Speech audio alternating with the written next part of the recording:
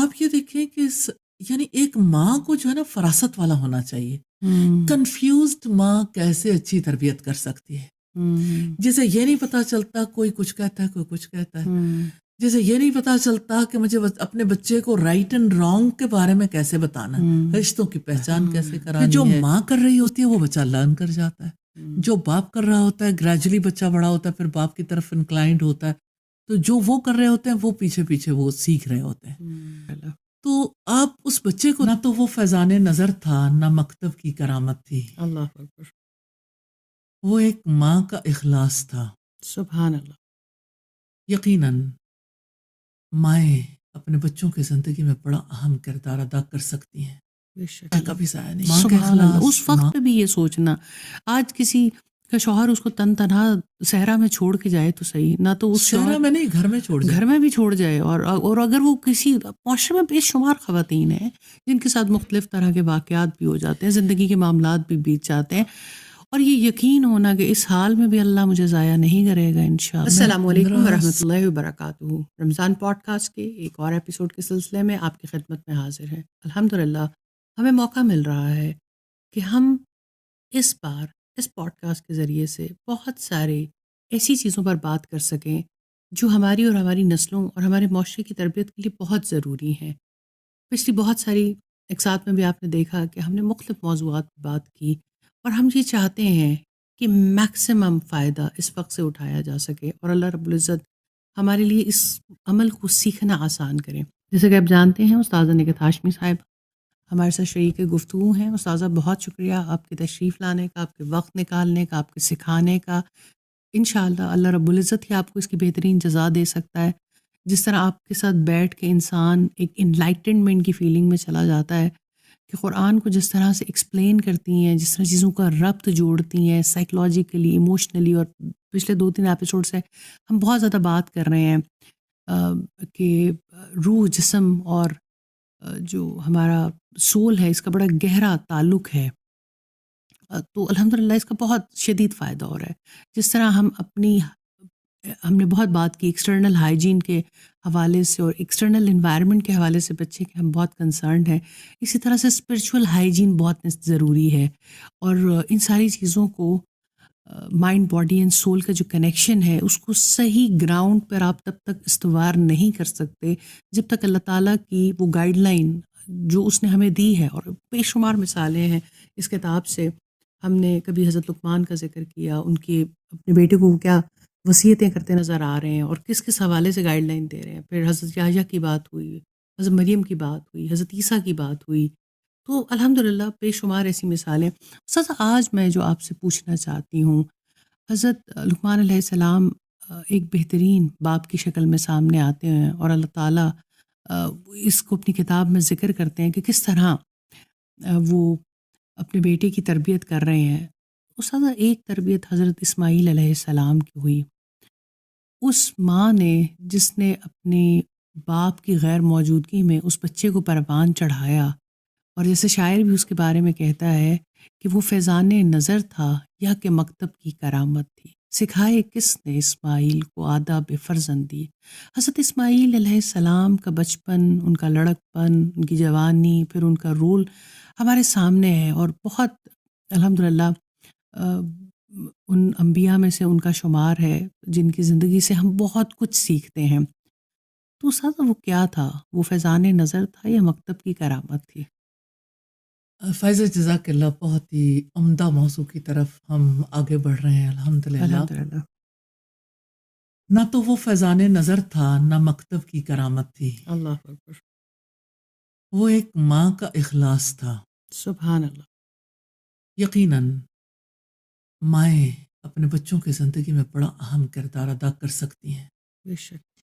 ماں کا اخلاص، ماں کا توکل، ماں کا صبر، ماں کی سچائی، ماں کا اپنے بچے کے لیے کانشیس ہونا، سب کچھ ہی بے حد اہمیت کا حامل ہے. اور ایک ایسی ماں جس کو ساری دنیا سے کٹ آف کر کے صحرا میں تن تنہا چھوڑ دیا گیا تھا اللہ تعالیٰ کے حکم سے. مجھے وہ وقت یاد آتا ہے تربیت کی بنیادوں میں جو چیزیں ہیں کہ جب سیدہ ہاجرہ کو حضرت ابراہیم علیہ السلام چھوڑ کے جا رہے تھے تو اس وقت وہ پیچھے لپکیں اور پوچھنے لگی مجھے کس کے حکم سے یہاں چھوڑے جا رہے ہیں؟ اللہ اکبر. تو ابراہیم علیہ السلام نے سر جھکا دیا، کیا کہوں، دل گرفتہ تھے. پھر خود سوال کرنے لگی کیا اللہ سبحانہ تعالیٰ کے حکم سے چھوڑے جا رہے ہیں؟ تو ابراہیم علیہ السلام نے جب سر ہلایا تو کہنے لگی جیسے کوئی پھر تو کوئی بات ہی نہیں، لا یضیعن اللہ ابدا، کہ اللہ تعالیٰ ہمیں کبھی ضائع نہیں کرے گا. سبحان اللہ. اب بلیف دیکھیں، اسٹرانگ بلیف ہے کہ اللہ سبحانہ تعالیٰ کی بات ہے نا تو ہم ضائع ہو ہی نہیں سکتے. اور اب اگر آپ دیکھیں کہ اگر ماؤں کو اپنا جائزہ لینے کا موقع ملے کہ اللہ سبحانہ تعالیٰ کی ذات پر بلیف کتنا ہے. آج کی دنیا میں جہاں ہم رہتے ہیں، جہاں مال سب سے بڑی ویلیو بن گیا، جہاں لوگ جو ہیں وہ ایک دوسرے کو پیسے سے اور ایک دوسرے کو یعنی دنیا میں کس کو کیا مقام حاصل ہے اس حیثیت سے پہچانتے ہیں. وہاں کی ماں کیا ٹریننگ کر رہی ہے اور وہ کیسی ماں تھی. میں کبھی سوچتی ہوں سیدہ ہاجرہ کے بارے میں، کیسے انہوں نے اس جگہ پر اپنی راتیں اپنے دن بتائے ہوں گے جہاں آج بیت اللہ ہے، جس کا لوگ طواف کرتے ہیں.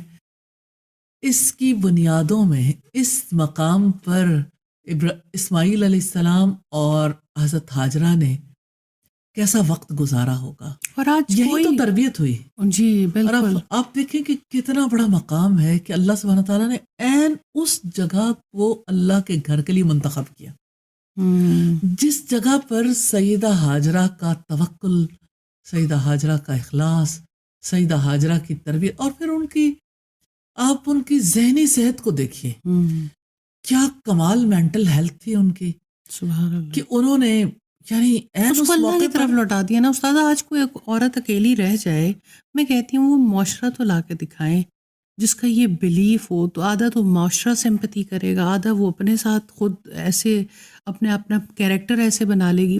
وہ بلیف ہی نہیں ہے کہ اللہ مجھے کبھی ضائع نہیں کرے گا، اللہ مجھے کبھی ضائع نہیں کرے گا. سبحان اللہ. اس وقت پہ بھی یہ سوچنا. آج کسی کا شوہر اس کو تن تنہا صحرا میں چھوڑ کے جائے تو صحیح، نہ تو اس صحرا میں نہیں، گھر میں چھوڑ جائے، گھر میں بھی چھوڑ جائے. اور اگر وہ کسی معاشرے میں بے شمار خواتین ہیں جن کے ساتھ مختلف طرح کے واقعات بھی ہو جاتے ہیں، زندگی کے معاملات بھی بیت جاتے ہیں، اور یہ یقین ہونا کہ اس حال میں بھی اللہ مجھے ضائع نہیں کرے گا انشاءاللہ. میں 15 سال پہلے کی ایک ریسرچ سامنے رکھنا چاہتی ہوں، آج کی نہیں. لاہور میں ایک دن میں دائر ہونے والے خلا کے کیسز اتنی بڑی تعداد، یعنی 1000 کے قریب اگر کیسز ہیں، تو ایک یہاں کے جج نے ایک آرٹیکل لکھا اور وہ آرٹیکل نیوز پیپر میں چھپا اور سب لوگوں نے پڑھا، مجھے بھی پڑھنے کا اتفاق ہوا. تو اس نے کہا کہ جب بھی کوئی بچی خلا دائر کرنے کے لیے عدالت میں آتی تو میں اس سے پوچھتا ہوں کہ آپ لوگ یہ بتائیں کہ آپ کے درمیان اختلاف کس بات کا ہے. تو پتہ چلتا ہے کہ شوہر جو ہے وہ باہر رہتے ہیں اور جب گھر آتے ہیں تو مجھے لے کے لانگ ڈرائیو پہ نہیں جاتے، مجھے فلاں ریسٹورنٹ میں نہیں لے کے گئے، میرے لیے فلاں چیز ایسے مشکل ہو گئی، یعنی ڈیزائرز کے بعد سوا کچھ نہیں. تو ان ڈیزائرز کی بنا پر ایک لڑکے کو ایک لڑکی ریجیکٹ کر کے جانا چاہتی ہے. تو آپ دیکھیں تو صحیح سوسائٹی میں خلا کی ریشو کتنی بڑھ گئی. اب مجھے یہ بتائیں، جو عورت یعنی اس انداز میں اپنے ہسبینڈ کو دیکھتی ہے تو وہ اپنی اولاد کو کس طرح سے پروان چڑھائے گی؟ اس کی شخصیت میں کیا باتیں ہیں جو لے کے آئے گی؟ جن چیزوں کو دیکھنا چاہیے تھا انہیں دیکھا نا، اور جن کے دیکھنے سے کوئی اتنا بڑا فرق نہیں پڑتا تھا ہم نے ان چیزوں کے اوپر زیادہ نظریں جما لی. تو سیدہ ہاجرہ کو دیکھیں کہ کس طرح سے انہوں نے اپنے بچے کے ساتھ وقت بتایا. ایک پوٹلی کھجوریں اور ایک مشک پانی. پہلے کھجوریں ختم ہو گئی، پھر پانی بھی ختم ہو گیا، دودھ بھی خشک ہو گیا. لیکن بچہ جب پیاس سے بلبلا رہا تھا تب سیدہ ہاجرہ اس کے لیے پانی کی تلاش میں کبھی صفا کبھی مروہ پہ، اور پھر بالآخر اللہ سبحانہ تعالیٰ نے انہیں زمزم عطا کر دیا. آج میں اکثر لوگوں سے پوچھتی ہوں آپ لوگوں میں سے کتنے لوگ ہیں جنہوں نے کبھی زمزم نہ پیا ہو؟ تو مجھے کبھی ایک فرد نہیں ملا کہ جس نے کہا ہو مجھے پتا نہیں زمزم کیا ہے، یا اس نے زمزم نہ پیا ہو. تو یہ ہماری ماں سیدہ ہاجرہ کا پانی ہے نا، جو سب کو پہنچتا ہے. لیکن وہ جو سب کچھ سیدنا اسماعیل علیہ السلام کو پہنچا، آج ہم اس کے بارے میں بات کر رہے ہیں کہ نہ تو وہ فیضان نظر تھا اور نہ وہ مکتب کی کرامت، وہ تو ایک ماں تھی. اچھا، وہ شیخ ابو بکر جابر الجزائری کی کتاب ہے، سیرت پر بڑی خوبصورت کتاب ہے، حز الحبیب محمد یا محب. اس کا اردو ترجمہ سیرت حبیب کے نام سے ہے. جی الحمدللہ. اچھا، اب وہ لکھتے ہیں محمد صلی اللہ علیہ وسلم کا تعارف کرواتے ہوئے سرزمین نبوت کا تذکرہ کرتے ہیں، اور اس میں سیدہ ہاجرہ کی خصوصیات کو سامنے لاتے ہیں، اور ان کے صبر کو، ان کے توکل کو، اور بعد میں وہ کہتے ہیں جڑوں کی خوشبو شاخوں میں آئی جایا کرتی ہے. تو شاخ محمد صلی اللہ علیہ وسلم اور جڑ سیدہ ہاجرہ.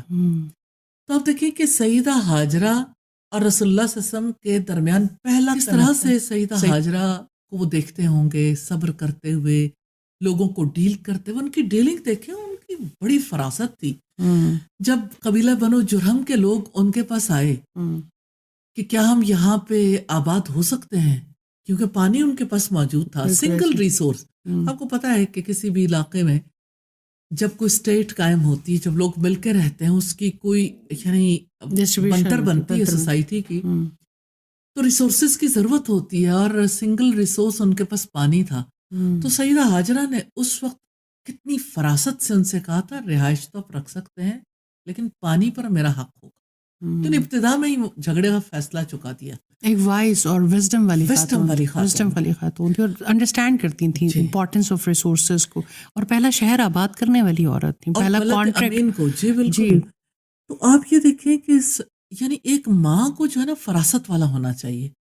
کنفیوزڈ ماں کیسے اچھی تربیت کر سکتی ہے، جسے یہ نہیں پتا چلتا کوئی کچھ کہتا ہے کوئی کچھ کہتا ہے، جسے یہ نہیں پتا چلتا کہ مجھے اپنے بچے کو رائٹ اینڈ رانگ کے بارے میں کیسے بتانا، رشتوں کی پہچان کیسے کرانی ہے، اس کے اندر اچھی خصوصیات کیسے پیدا کرنی ہے.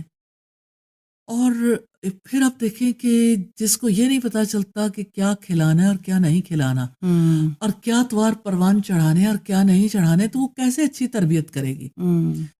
تو وہ اس قدر زیادہ فوکس تھی اللہ سبحانہ تعالیٰ کی طرف، جس کی وجہ سے ہم کبھی یہ دیکھنا چاہتے ہیں نا کہ کیسے کسی انسان نے کام کیا زندگی میں، تو ہم اس کے کام کو دیکھتے ہیں اس کے رزلٹ سے. بالکل. تو کتنی زبردست رزلٹ بیسڈ پیرنٹنگ تھی کہ سیدہ ہاجرہ نے اپنے بچے کی تربیت کی، اور بچے کے اندر کیسا صبر اور کیسا توکل تھا اللہ سبحانہ تعالیٰ کی ذات پر. حضرت ہاجرہ کا توکل تھا وہ ہمیں کبھی ضائع نہیں کرے گا. اور آپ اسماعیل علیہ السلام کو دیکھیں، جس وقت ابراہیم علیہ السلام آتے ہیں اور انہیں کہتے ہیں کہ میں نے خواب میں دیکھا ہے کہ میں آپ کو ذبح کر رہا ہوں، اور وہ برملا جواب دیتے ہیں کہ آپ کو جو حکم دیا جا رہا ہے آپ کر ڈالیے. اور اس بچے کو یہ پہچان ہونا، اس کی ماں کو وہ پہچان، اس کی ماں کو وہ پہچان تھی کہ اگر اللہ کے حکم سے چھوڑے جا رہے ہیں تو پھر کوئی نہیں، اللہ ہمیں ضائع نہیں کرے. اور یہاں بھی وہی بات نظر آتی ہے کہ آپ کو جو حکم دیا جا رہا ہے نا وہ کر ڈالیے. ستجدونی انشاءاللہ من الصابرین، آپ انشاءاللہ مجھے صبر کرنے والوں میں سے پائیں گے. جی ہمارے یہاں پھر کمپلین کی جاتی ہے بچے سنتے نہیں، بچے مانتے نہیں. آپ نے انہیں ماننا سکھایا ہی نہیں.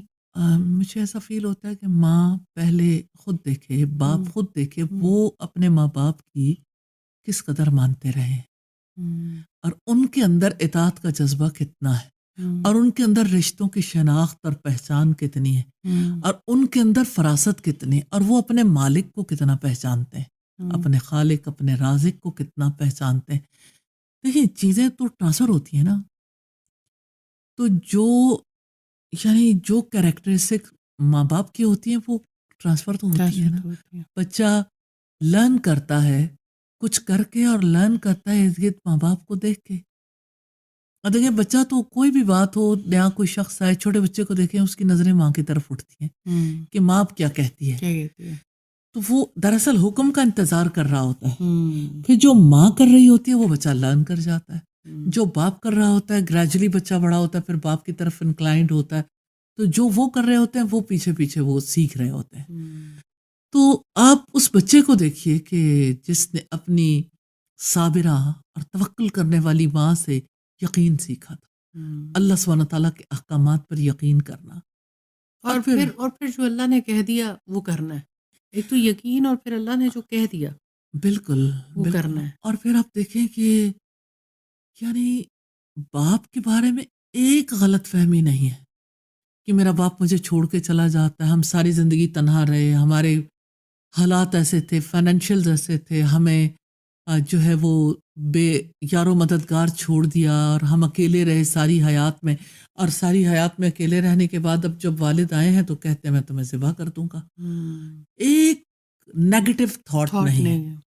اور اس میں ماں کا کتنا بہت بڑا بڑا دخل ہے. کردار ہے، بہت بڑا کردار. اور اور آپ پھر دیکھیں جب کہ حضرت اسماعیل کی زندگی میں ہمیں آگے بھی نظر آتا ہے کہ جب والد ان کی چوکھٹ پہ جاتے ہیں اور یہ کہتے ہیں کہ تم چوکھٹ بدل دو، والد اور بیٹے کی پھر ملاقات نہیں ہو پاتی ہے. بغیر ملاقات کے بغیر ملاقات کے صرف والد کا پیغام ملنا اور اس پر عمل کر دینا، یہ کتنی بڑی بات ہے. بالکل یعنی یہ نہیں کہا کہ نہیں میں اس بات کی تحقیق کروں اور میں یہ کروں اور میں وہ کروں. باپ نے تو کہا آج ہے. تو یہ ہے کہ آپ دیکھیں کہ بچوں کی شادیاں ہوتی ہیں تو بچے جو ہیں وہ اپنا قبلہ ہی بدل دیتے ہیں. کیونکہ والدین وہ بھی ویسے نہیں ہے نا، والدین نے بھی اس گراؤنڈ پہ تربیت ہی نہیں کی. درست بات ہے، لیکن آپ یہ دیکھیے کہ بچوں کے اندر کیا چینج ہے کہ وہ بجائے اس کے کہ اللہ سبحانہ تعالیٰ نے جو حق بتایا ہے حق پر جمے، ان کا رخ کبھی دائیں ہو جائے گا، کبھی بائیں، کبھی ماں کی طرف، کبھی باپ کی طرف. کبھی بیوی کی طرف، کبھی والد کی طرف، کبھی صرف بات ہے نا، بار بار کہتی ہیں کہ ہم نے ان کو میں سکھا دی نا، اپنا مالک ہم خود ہیں. میں مالک اپنے بن بیٹھے ہیں، اپنے ماں باپ کے بھی مالک بن بیٹھے ہیں، کیونکہ اپنے مالک کی پہچان ہی نہیں کرائی. اگر آپ چھوٹے سے بچے کو دیکھیں نا تو وہ بھی کہے گا میری مرضی. میری مرضی، میں یہ کرنا چاہتا ہوں، میرا یہ دل چاہ رہا ہے، میں جانا چاہتا ہوں، میں رہنا چاہتا ہوں. یعنی میں کا جملہ، اور ہم اس پہ خوش ہو رہے ہوتے ہیں کہ دیکھا بچہ بڑا ڈیسیجنل ہے، اپنے ڈیسیجنس خود کرتا ہے. میں خود کہوں گا. میں اپنی سراؤنڈنگز میں بھی دیکھتی ہوں کہ جو اب ینگ جب سے چھوٹا بچہ ہے وہ کہتا ہے کہ میں خود ڈیسیجنس کروں گا. ایک طرف ہم اس پہ خوش ہو رہے ہیں کہ بہت اچھی بات ہے، بچہ اپنے ڈیسیجنس کرنا سیکھ رہا ہے بھی کسی حد تک، لیکن وہ مالک کی پہچان سے جب وہ ختم ہوتی ہے چیز، وہ ڈسکنیکٹ ہوتی ہے، تو بس پھر میں ہی باقی رہ جاتی ہے. بالکل ایسا ہے، بالکل. اور سیدنا اسماعیل علیہ السلام میں ہم یہی اخلاص دیکھتے ہیں کہ اللہ سبحانہ تعالیٰ کے حکم کے آگے کتنے جھکے ہوئے تھے. قرآن مجید میں ان کی جو خصوصیات آتی ہیں، ان کی صداقت، پھر یہ کہ وہ اپنے گھر والوں کو نماز کا حکم دیتے تھے، اور مطلب ان کی وعدے کی سچائی کہ وہ کس طرح سے وعدوں کو پورا کیا کرتے تھے. تو آپ دیکھیں کیریکٹر ہے نا، صداقت، ایفائے عہد، صبر، توکل اور یقین اللہ سبحانہ تعالیٰ کی ذات، اللہ کے حکم کی طرف دیکھنا، ماں باپ کی فرما برداری اور ان کے حکم کی تعمیل، اور پھر اللہ سبحانہ تعالیٰ کا انتخاب. اللہ سبحانہ تعالیٰ نے انہیں اپنا گھر تعمیر کرنے کے لیے منتخب کر لیا کہ والد جو ہے کتنی بڑی خدمت قبول کتنی بڑی خدمت، کتنی بڑی. یعنی خدمت میں اللہ انہیں سے قبول کرتا ہے کہ پھر جو اس کیریکٹر سے بلانگ کرتے ہیں. بالکل حق شناس ہوتے ہیں، حق کو پہچانتے ہیں اور حق کے مطابق زندگی بسر کرتے ہیں. تو اللہ تعالیٰ نے کیسے ان سے اپنا گھر بنوایا اور کس طرح سے ان کی نسل میں محمد صلی اللہ علیہ وسلم کو پیدا کیا. تو یہ بہت بڑی بات ہے ان کی شخصیت میں. تو ہمارے لیے بہت بڑی مثال ہے.